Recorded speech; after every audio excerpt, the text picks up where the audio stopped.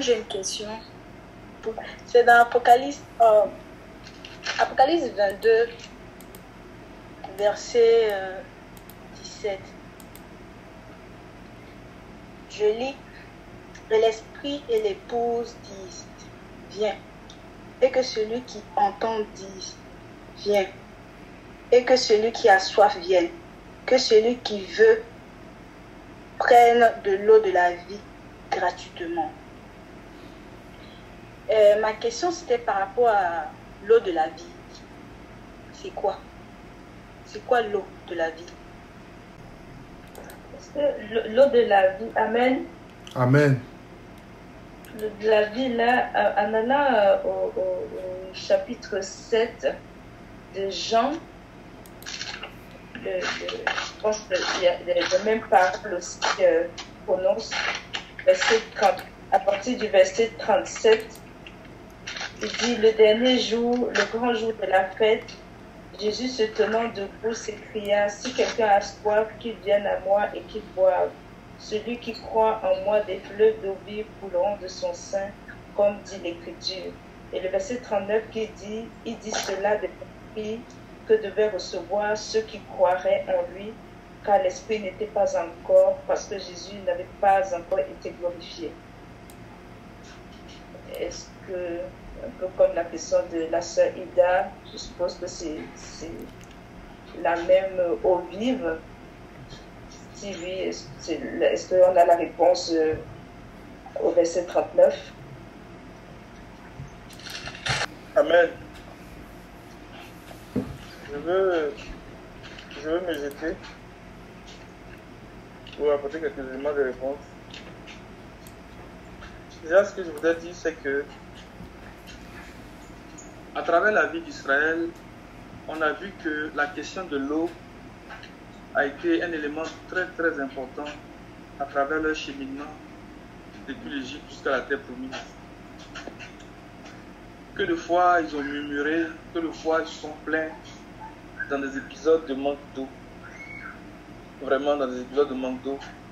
Alors que celui qui est la source d'eau vive, le rocher qui leur donnait de l'eau, a toujours été avec eux. Il les a toujours accompagnés. Et c'est ce que l'apôtre Paul nous explique dans 1 Corinthiens 10. Il dit que le rocher qui était avec eux, qui les accompagnait, était Christ. Et de ce rocher-là, il sortait vraiment de l'eau vive. Il sortait vraiment des torrents d'eau vive. Amen.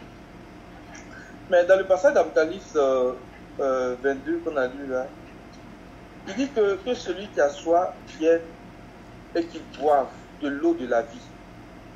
Donc déjà, il y a une question qu'on peut se poser. En tout cas, pour moi, quand je lis ça, une question que je me pose tout de suite, c'est de dire, c'est comme si c'est en train de dire qu'il y a une eau qui apporte la mort. Il y a une eau qui est source de mort. C'est vrai que nous avons soif. C'est vrai que les hommes ont soif.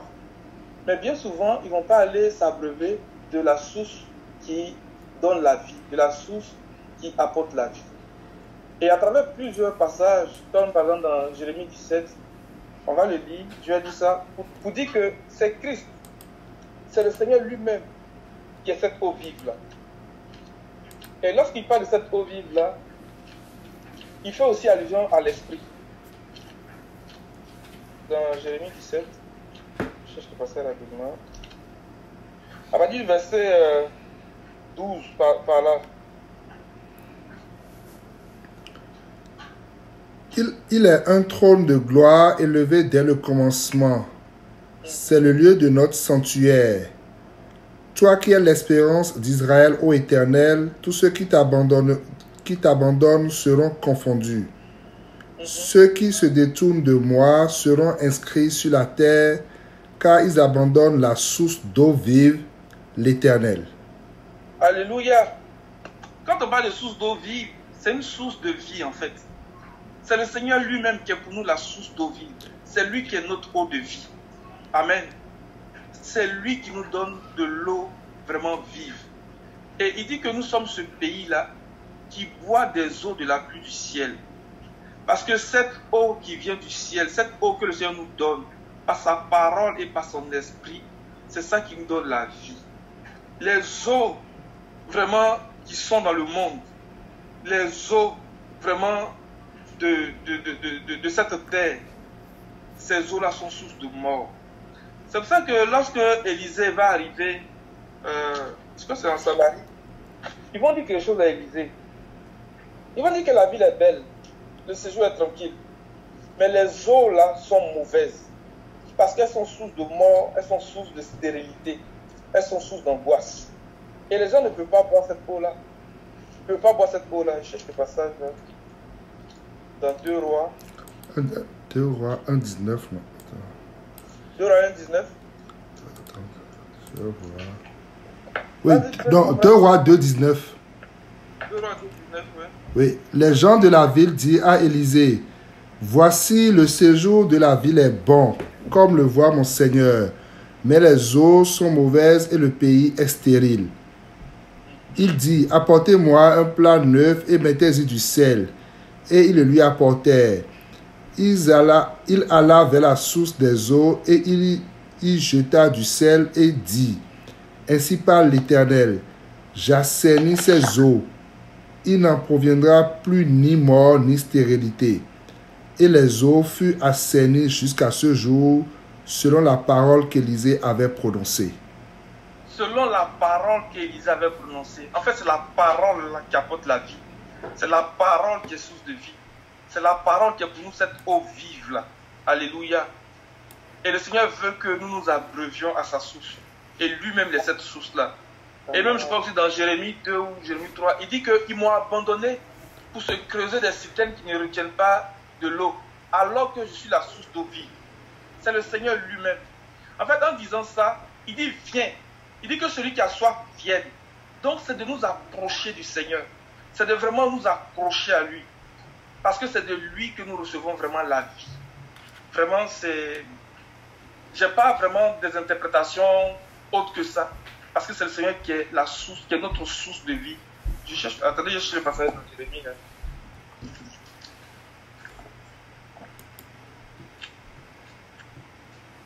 C'est Jérémie 2,13. Jérémie 2,13. Allez, vas-y mon frère. Car mon peuple a commis un double péché, ils m'ont abandonné, moi qui suis une source d'eau vive, pour se creuser des citernes crevassées qui ne retiennent pas l'eau. Que le Seigneur nous donne vraiment de nous approcher de lui. Pas approcher pour approcher. La femme samaritaine, il a dit que la femme qui avait la perte de sang, elle a dit, si seulement je peux toucher le bord de son vêtement. Mais ce toucher dont il est question là, ce n'est pas un toucher pour palper, ce n'est pas un toucher pour caresser, mais c'est un toucher qui traduit l'idée de s'accrocher à lui, en fait. S'accrocher, agripper, vraiment adhérer même. Un peu comme on dit que faut avoir de bons pneus d'hiver pour qu'il y ait une bonne adhérence. Adhérer, même coller à lui. C'est de ça qu'il est question. De venir nous asseoir à ses pieds. Parce que c'est là que nous recevons la vie. C'est là que nous recevons vraiment l'eau. Dans Ésaïe 33, parce qu'on ne donne pas de l'eau à boire, bien quelqu'un ne boit pas quand il n'a pas soif. Les hommes, en général, ils ne boivent pas quand ils n'ont pas soif. C'est lorsque quelqu'un a soif qu'il cherche à boire. Quand quelqu'un a soif, il cherche à boire. Et la soif, bien souvent, ça traduit un vide dans la vie de quelqu'un. Ça traduit vraiment un manque dans la vie de quelqu'un. Devant des situations de détresse, devant des situations vraiment difficiles, d'angoisse. Et lorsque le Seigneur vient et nous abreuve, il vient apporter la vie en nous. Il vient, parce que l'eau vient pour restaurer, l'eau vient pour, j'ai envie de dire, apporter la guérison à certaines situations. Donc l'idée ici pour moi, c'est vraiment de nous accrocher au Seigneur. C'est de venir à lui de tout notre cœur. Amen. Amen. Amen. Parce que les solutions qu'on peut aller chercher dans le monde sont des solutions qui ne sont pas bonnes, qui ne donnent pas la vie. Ce sont des solutions qui donnent la mort. La ville est belle, le séjour est tranquille, mais les eaux sont mauvaises. Les eaux sont mauvaises. Ésaïe 33, verset 16. Il dit celui-là, avec le verset 15, on peut lire, celui qui marche dans la justice et qui passe selon la droiture, qui méprise un gain acquis par extorsion, qui secoue les mains pour ne pas accepter un présent, qui ferme l'oreille pour ne pas entendre des propos sanguinaires, et qui se tourne des lieux pour ne pas voir le mal. Celui-là habitera dans les lieux élevés. Alléluia. Des rochers fortifiés seront sa retraite. Du pain lui sera donné. Tout sera assuré. Le Seigneur est notre retraite. Il est notre haute retraite. C'est lui qui est notre rocher fortifié. Et c'est lui qui nous assure la vie. C'est vraiment ces quelques éléments que je voulais apporter. Amen. Amen. Que le Seigneur soit béni. Amen. Je vais apporter ma petite contribution aussi par rapport à cette question. On va aller dans plusieurs peut-être passages pour essayer de comprendre un peu où le Seigneur nous conduit avec ça. Dans Apocalypse 22, on nous dit, le verset qu'on a lu, que j'ai lu le dernier bout, que celui qui a soif vienne et que celui qui veut prenne de l'eau de vie gratuitement. Si on va dans le chapitre 21, au verset 6, tu peux faire la lecture, Amen, s'il te plaît. Apocalypse 21, verset 6. Et il me dit, c'est fait. Je suis l'alpha et l'oméga, le commencement et la fin. À celui qui a soif, je donnerai de la source de l'eau de la vie gratuitement. Amen. Amen. Donc, à la différence des deux passages ici on vient ajouter la source de l'eau de vie. Donc, il y a l'eau de vie et il y a la source de l'eau de vie. Donc, où l'eau là prend sa racine, la source de l'eau de vie. Allons-y dans Jean, chapitre 4.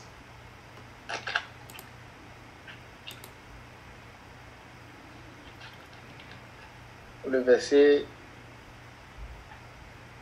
13 à 14. Lorsqu'il parle à la femme samaritaine. Jésus lui répondit, quiconque boit de cette eau aura encore soif.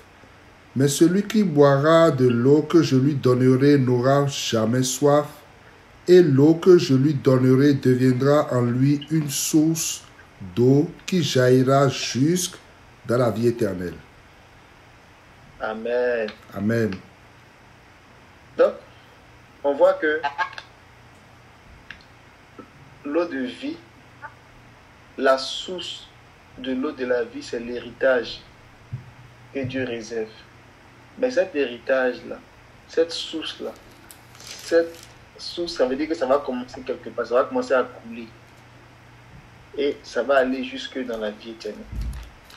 Donc, l'eau de la vie, c'est pour nous conduire, et c'est la vie en fait de Dieu qui va commencer à venir progressivement, à couler jusqu'à ce que ça devienne la vie éternelle. Donc, l'eau de vie, j'ai envie de dire, c'est le début, c'est la manifestation de la vie qui va le croissant jusqu'à la vie éternelle. Donc, en parlant de l'eau de vie, on parle de la vie éternelle. C'est une autre façon de parler de la vie. Et dans les différentes expressions qu'on a eues de l'eau, souvent quand on parle de la pluie, par exemple. C'est vrai que la plupart du temps, quand on parle de la pluie, on fait allusion à l'esprit. Mais il y a les deux dimensions. En fait. Parce que la vie que Dieu donne, c'est une combinaison de la parole et de l'esprit. On va regarder ça. Allons-y par exemple dans Ésaïe 55.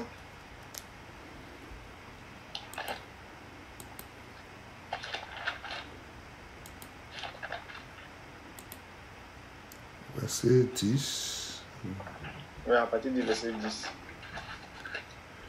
Comme la pluie et la neige descendent des cieux et n'y retournent pas sans avoir arrosé, fécondé la terre et fait germer les plantes, sans avoir donné de la semence au semeur et du pain à celui qui mange, ainsi en est-il de ma parole qui sort de ma bouche. Elle ne retourne point à moi sans effet, sans avoir exécuté ma volonté et accompli mes desseins. Je continue. Continue. Oui, vous sortirez avec joie et vous serez conduits en paix. Ça, là, c'est bon, c'est correct. Le verset 10 à la dernière partie, on dit que, moi dans ma version ici, c'est sans la voix Eliel. Comme la pluie et la neige descendent du ciel et n'y reviennent pas, sans avoir abreuvé la terre, sans l'avoir fait et fait germer, sans avoir donné semence au semeur. Il y a quelque chose qui est assez intéressant dans ce verset 10 là. En général, la pluie vient pour simplement arroser. Mais ici, on a comme l'impression que la pluie est une semence. On dit, quand la pluie vient, elle vient sans l'avoir fécondée et fait germer. Et sans l'avoir donné de la semence au semeur. Et du pain à celui qui a faim. Donc, la parole, la pluie là, qui vient là, l'eau qui vient là, a deux aspects. Ça va venir avec la pluie, ça va venir avec l'esprit, et ça va venir avec la parole. On va lire par exemple dans Éphésiens, chapitre 5.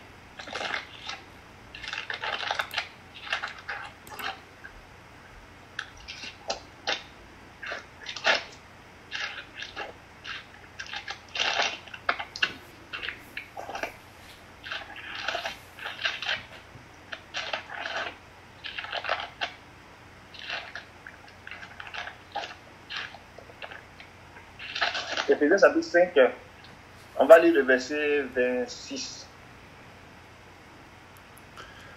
Afin de la sanctifier par la parole, après l'avoir purifiée par le baptême d'eau, afin de faire paraître devant lui cette église glorieuse, sans tache ni ride, ni rien de semblable, mais sainte et irrépréhensible. Est-ce qu'on peut avoir une autre version? Oui. Qui va nous parler de... 5, Il 6. y a quelqu'un qui a une autre version où on parle de la purifier par l'eau de la parole. Oui, Éphésiens 5, verset 26. La sanctifia en la purifiant par le lavage d'eau, par la parole. Amen. Donc, l'eau là, ça signifie aussi la parole. On va aller dans Hébreu. Hébreu 5. Hébreu 6.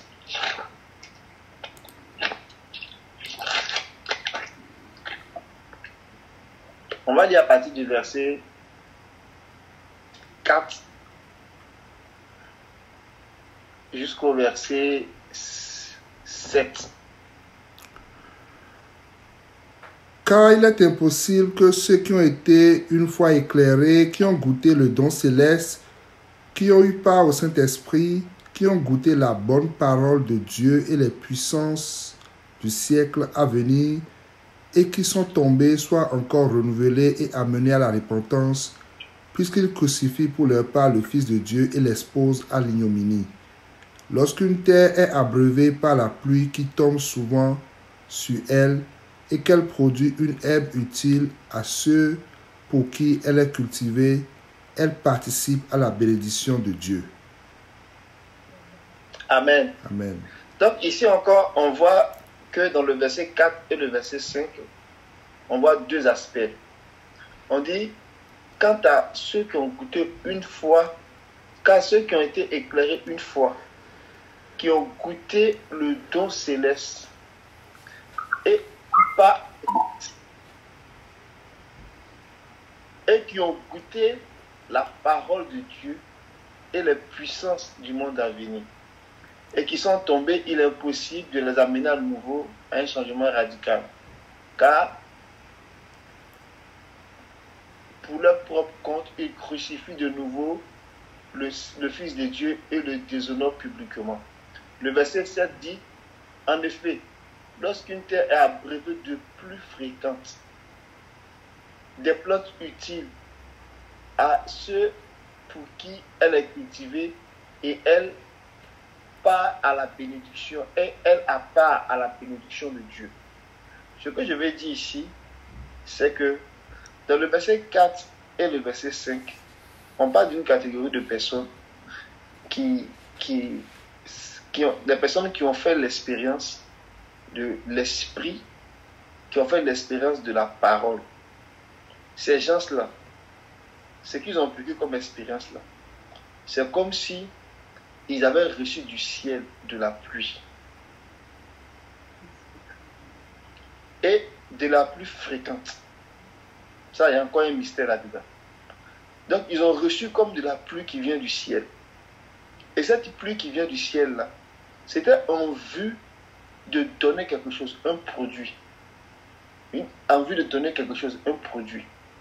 Quand on veut faire l'analogie, par exemple, avec le message qu'on a reçu le dimanche, on a parlé de la pluie qui nous vient de la première saison. Et après, on nous parle de la pluie de la dernière saison. Mais en fait, la cohérence que Dieu est en train de faire dans cette affaire-là, c'est que dans une saison-là, il y a plusieurs pluies en fait. Ce n'est pas une seule pluie. Il y a plusieurs pluies dans une saison. Donc, quand le Seigneur venait par exemple avec la femme samaritaine, la Bible dit qu'il a commencé à lui parler, il a dit que je vais te donner à boire. Et cette eau que je vais te donner à boire, ça sera de l'eau qui va être comme une source d'eau, qui va couler de ton sein, qui va jaillir jusque dans la vie éternelle.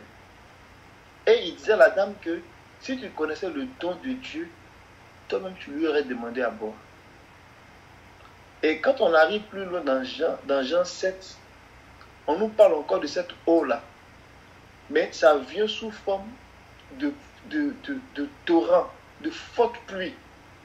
Et la Bible dit qu'on va le lire. Jean 7. Jean 7, verset 38.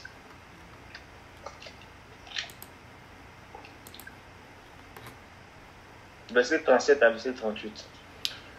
Le dernier jour, le grand jour de la fête, Jésus, se tenant debout, s'écria, « Si quelqu'un a soif, qu'il vienne à moi et qu'il boive.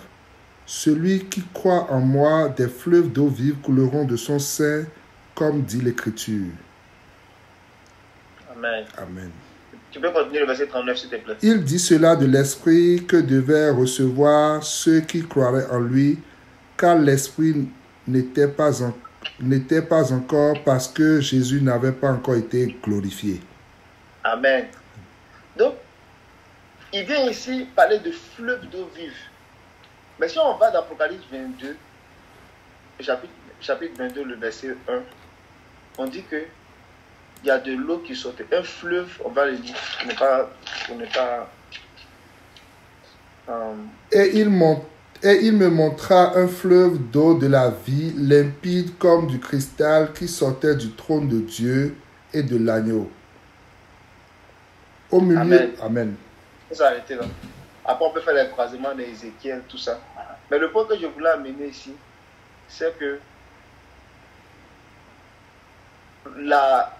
l'eau de vie, il est question de la vie éternelle. La source d'eau vive, il est question de la vie éternelle. Ça nous montre les traces de la vie, où commence la vie.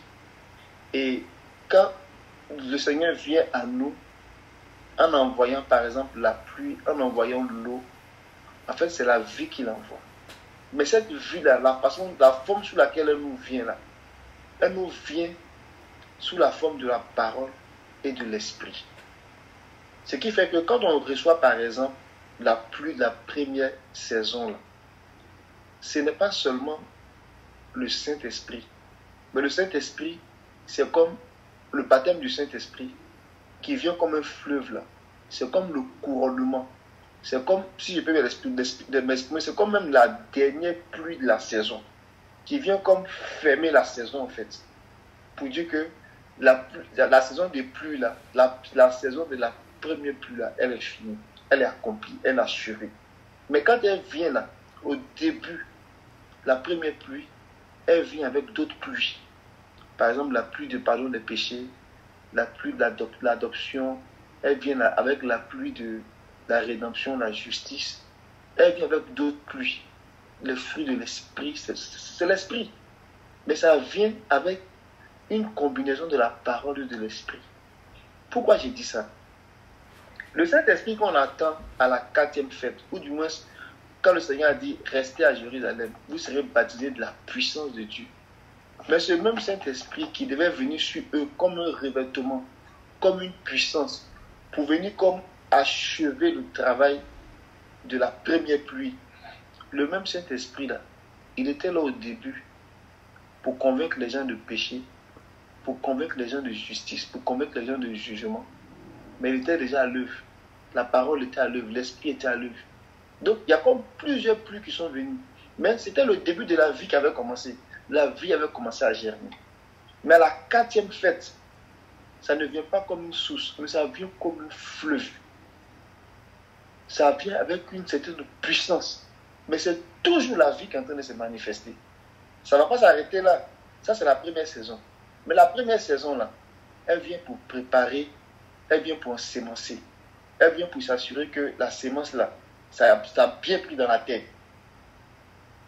Et quand cette étape-là est bien fixée, là, maintenant, la sémence va commencer à grandir encore pour aller jusqu'à la dernière saison. Mais la dernière saison, la pluie de la dernière saison, là, ça va nous introduire dans la vie éternelle. Donc, ça vient comme une source, ça devient comme un torrent, mais ça va jaillir jusque dans la vie éternelle. Donc, la source, là, c'est la vie éternelle, c'est la vie de Dieu, c'est la meilleure vie. C'est la vie qui appartient à Dieu, la vie qui n'est pas donnée à tout le monde, la vie qui est réservée à Dieu. Donc, quand un homme a soif et qui vient à Dieu, que Dieu lui donne cette vie-là, cette eau-là, ça va commencer à couler comme une source d'eau vive et ça va jaillir jusque dans la vie éternelle. Donc l'eau de vie, là, c'est la vie éternelle. C'est le Seigneur qui est lui-même cette vie-là. Et c'est lui, à la fin, qui nous donne cette vie. On va lire un dernier verset, puis je vais m'arrêter là. Dans 1 Jean chapitre 5, verset 20. Le Seigneur est la vie éternelle. Nous savons aussi que le Fils de Dieu est venu et qu'il nous a donné l'intelligence pour connaître le véritable, et nous sommes dans le véritable en son Fils Jésus-Christ. C'est lui qui est le Dieu véritable et la vie éternelle. Amen. Amen. C'est lui qui est le Dieu véritable et la vie éternelle. La vie éternelle, c'est une personne. Amen. Donc, la source d'eau vive qui commence là, c'est la vie qui commence à s'exprimer.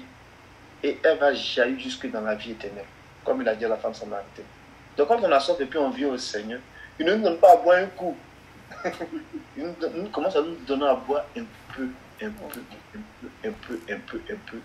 jusque dans la vie éternelle. Amen. Que le Seigneur, je m'arrête là. Je vais juste rajouter 2 passages, si vous permettez. Merci, mon frère, vraiment, pour ces paroles d'éclaircissement. Merci aussi à Jean-Philippe. Si on regarde le verset 14, là, le Seigneur commence à parler vraiment de l'arbre de vie. Et puis, on arrive au verset... on va expliquer le verset 14. Apocalypse 22. Apocalypse 22, c'est ça. Heureux ceux qui lavent leurs robes afin d'avoir droit à l'arbre de vie et d'entrer par les portes dans la ville. Dehors, les chiens, les enchanteurs, les impudiques, les meurtriers, les idolâtres et quiconque aime et pratique le mensonge. Moi, Jésus, j'ai envoyé mon ange pour vous attester ces choses dans les églises. Je suis le rejeton et la postérité de David, l'étoile brillante du matin. Amen. Alléluia. Donc, cette Paul, effectivement, elle nous parle en fait de la vie éternelle. Elle nous parle de l'arbre de vie. En fait, quand tu trouves cette peau-là, c'est le repos en fait que tu as trouvé. Quand tu rentres dans le repos. Tu vois? Et c'est le Seigneur lui-même qui est cette peau-là. C'est lui qui nous prend pour nous abreuver de cette peau-là. Apocalypse chapitre 7, verset 16 à 17. 17, verset 16 à 17. Ça nous montre des éléments, montre que celui qui a trouvé, c'est rentré dans le repos. Il est vraiment rentré dans le repos. Il est rentré à Canaan. y a des fruits de toute espèce là-bas. Alléluia. Ils n'auront plus faim, ils n'auront plus soif, et le soleil ne les frappera point, ni aucune chaleur. Car l'agneau qui est au milieu du trône les paîtra et les conduira aux sources des eaux de la vie, et Dieu essuiera toute larme de leurs yeux. Alléluia. Amen. On peut y aller les indices là, mais ça nous montre vraiment que celui qui a trouvé ça a trouvé le repos. Il a vraiment trouvé le repos. C'est-à-dire qu'il est plus à 70 parmi et puis tout à Élim. Et il a trouvé vraiment le repos. Et comme les frères le disaient, cette eau-là même, là dont on parle, c'est Yahweh lui-même. Parce que c'est toujours en relation avec la soif. On va toujours en relation avec la soif. Celui qui a soif, c'est celui qui trouve cette eau-là. C'est toujours en relation avec la soif. Alléluia. On va lire 2 passages pour montrer que cet héritage-là, c'est Yahweh lui-même, c'est notre héritage. C'est lui qui est notre eau, qui est notre source d'eau vive. Dans Psaume 42, verset 1 à 2. Psaume 42, verset 1 à 2.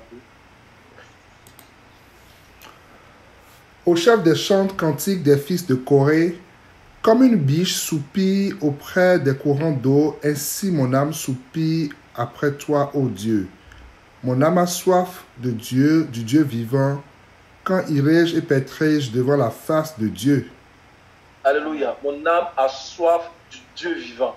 Mon âme a soif de cette eau-là, afin de gagner Christ. Alléluia. Afin de gagner Dieu lui-même. Alléluia.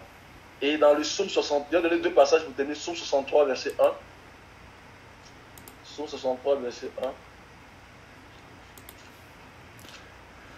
Psaume de David, lorsqu'il était dans le désert de Juda. Ô Dieu, tu es mon Dieu, je te cherche.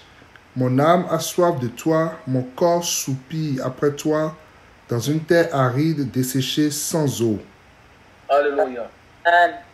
Alléluia. Donc cette eau-là, quand tu trouves la fondement, tu seras rassasié, mon frère. C'est la justice même, cette eau-là. Alléluia. Le dernier passage, Matthieu 5, verset 6. Donc, ceux qui ont soif de cette eau-là, ceux qui ont soif de la justice, on va la voir là, ils vont la rassasier. Matthieu 5, verset 6. Heureux ceux qui ont faim et soif de la justice, car ils seront rassasiés. Alléluia. Amen. Vraiment que le Seigneur nous aide vraiment à chercher de cette eau-là, à avoir soif. Et comme le frère a dit, ça vient avec la parole. La parole du Seigneur, elle est esprit, elle est vie. Au fur et à mesure qu'on se nourrit de la parole prophétique, elle génère en nous cette vie-là. Alléluia, elle génère en nous. Et finalement, elle devient cette source d'eau vive. C'est-à-dire que Christ nous le formait en nous totalement. Vraiment. Que le Seigneur nous aide vraiment à chercher de cette eau, à avoir soif de cette eau-là. Et Isaïe 55 aussi parle de ça. Il dit, venez. Tu vas lire ça, mon frère. Puis on va s'arrêter. Isaïe 55 à partir du verset 1. Lorsqu'on allait à lire verset 10, mais tout commence à partir du verset 1. Isaïe 55 à partir du verset 1. Vous tous qui avez soif, Là, c'est gratuit, hein. C'est gratuit, c'est pour ceux qui ont soif. Vas-y, mon frère. vous tous qui avez soif, venez aux eaux, même celui qui n'a pas d'argent. Venez acheter et manger. Venez acheter du vin et du lait sans argent, sans rien payer. Alléluia. Donc, aux eaux, on trouve tout ça. On trouve le lait, on trouve le vin, on trouve tout ça aux eaux. Alléluia, ça contient tout ça. Là. Que le Seigneur nous aide. Amen. Amen. Amen. C'est ce que j'avais à rajouter. Amen. Amen. Que le Seigneur soit béni. Amen.